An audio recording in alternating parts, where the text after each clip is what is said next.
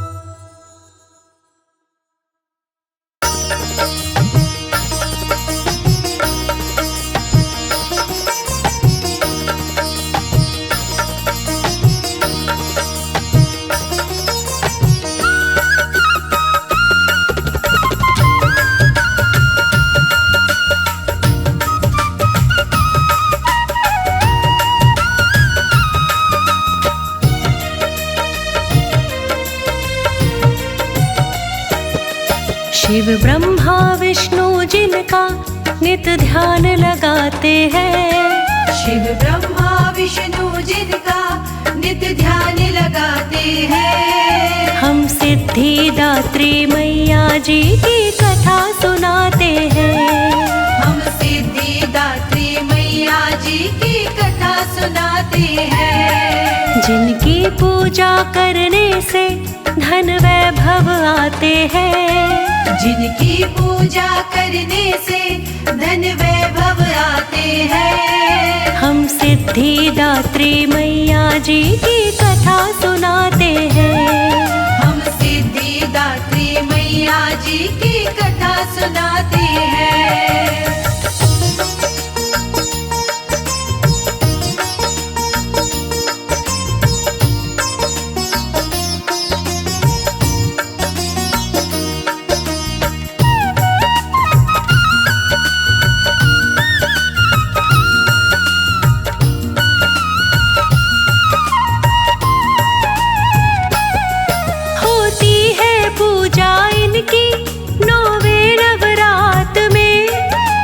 शंख कमल और गदा चक्र है इनके हाथ में। शंख कमल और गदा चक्र है इनके हाथ में। वाहन है इनका शेर काल बेली शान है। सब देवियों में ऊंचा इनका स्थान है। सब देवियों में ऊंचा इनका स्थान है। आसन कमल का इनका ये वेद बताते हैं। आसन कमल का इनका ये वेद बताते हैं। हम सिद्धिदात्री मैया जी की कथा सुनाते हैं। हम सिद्धिदात्री मैया जी की कथा सुनाते हैं।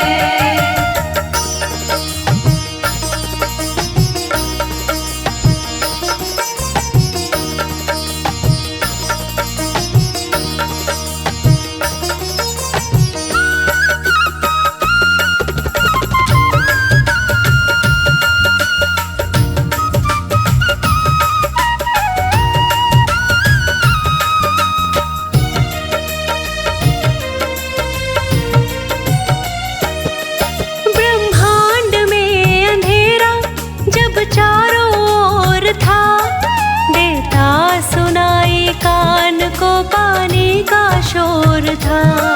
देता सुनाई कान को पानी का शोर था। प्रगटी थी तब एक शक्ति ज्योति के रूप में। महाशक्ति बन के आई देवी स्वरूप में। महाशक्ति बन के आई देवी स्वरूप में। ब्रह्मा विष्णु और शंकर जन्म उससे पाते हैं। ब्रह्मा विष्णु और शंकर जन्म उससे पाते हैं। हम सिद्धिदात्री मैया जी की कथा सुनाते हैं। हम सिद्धिदात्री मैया जी की कथा सुनाते हैं।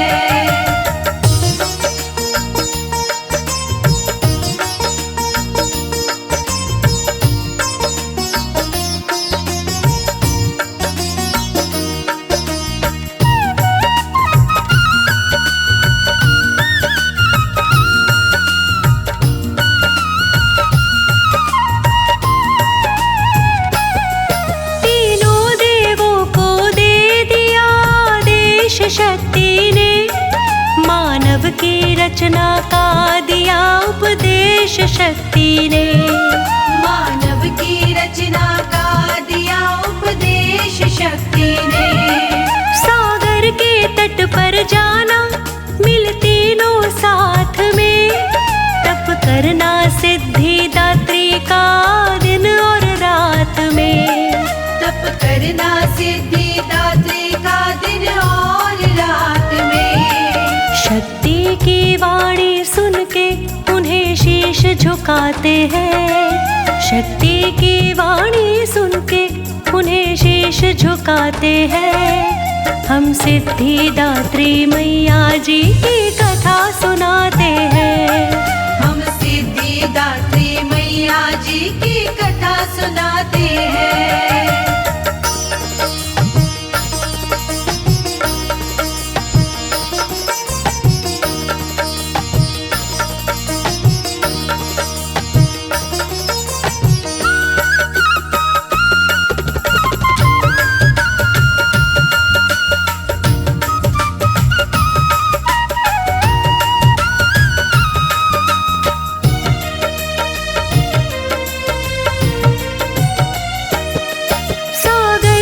तट पे आए मिल तीनों साथ में, देवी का ध्यान किया दिन में और रात में।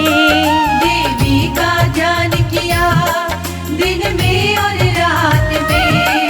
की देवी माँ की पूजा तीनों ने ध्यान से, ना काम किया फिर दूजा तीनों ने ध्यान से।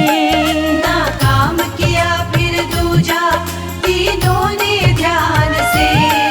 वो खाना पीना सोना सब भूल जाते हैं, वो खाना पीना सोना सब भूल जाते हैं। हम सिद्धिदात्री मैया जी की कथा सुनाते हैं।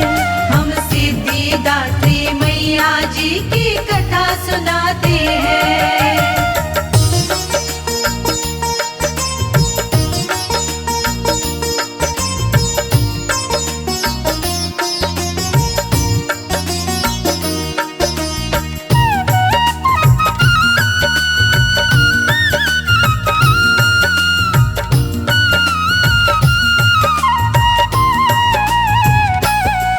खुश होके आई देवी जब उनके सामने, तब तीनों लगे उनसे वर अपना मांगने।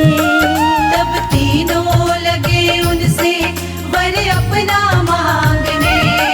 खुश होके देवी माँ ने बढ़ा उनकी शान दी, अपनी शक्ति के रूप में नारी प्रदान की। अपनी शक्ति के रूप में नारी प्रदान की।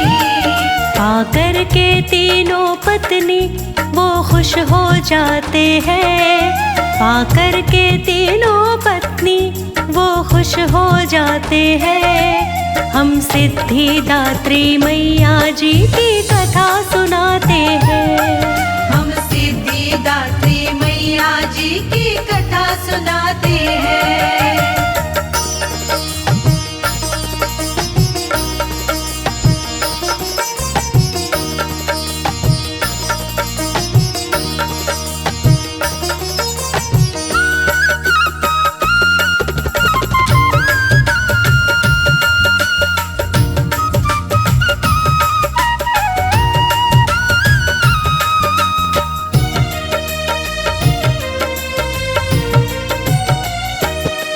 जब इनकी पूजा कीनी शिव भोलेनाथ ने, आठों ही सिद्धि लीनी शिव भोलेनाथ ने।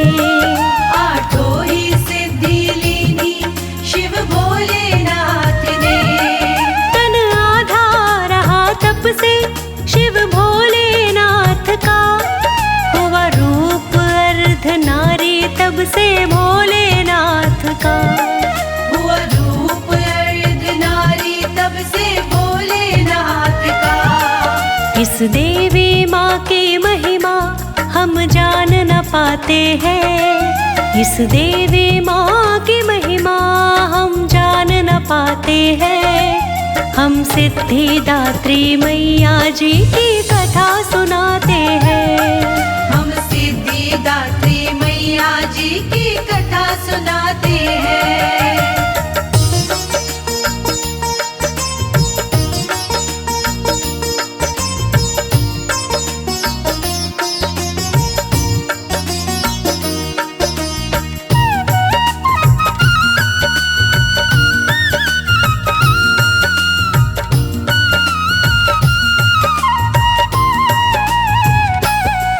सृष्टि का काम सौंप के तीनों के हाथ में,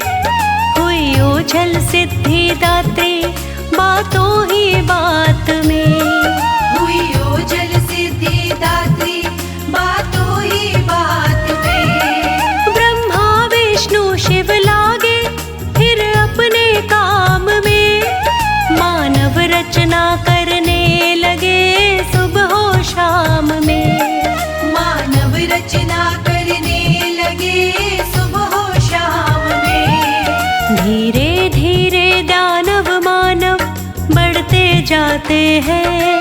धीरे धीरे दानव मानव बढ़ते जाते हैं। हम सिद्धिदात्री मैया जी की कथा सुनाते हैं। हम सिद्धिदात्री मैया जी की कथा सुनाते हैं।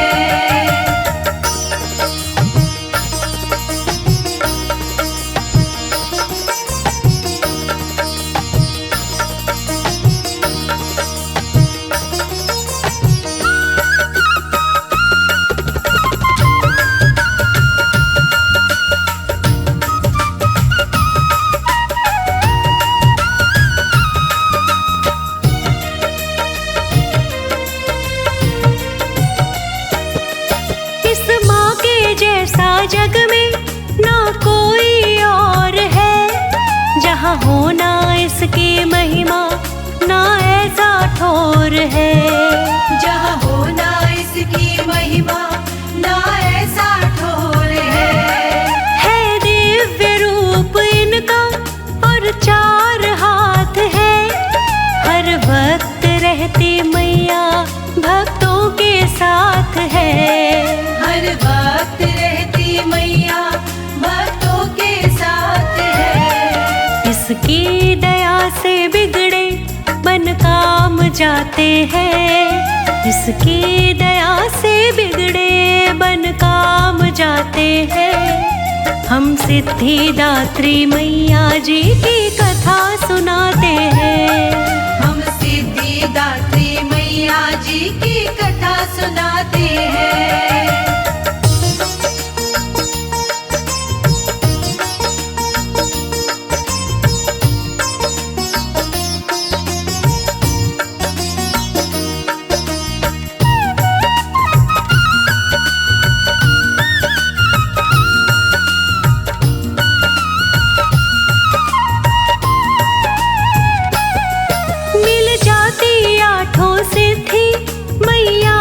जाप से हर रोग दोष मैया रखे दूर पाप से। हर रोग दोष मैया रखे दूर पाप से।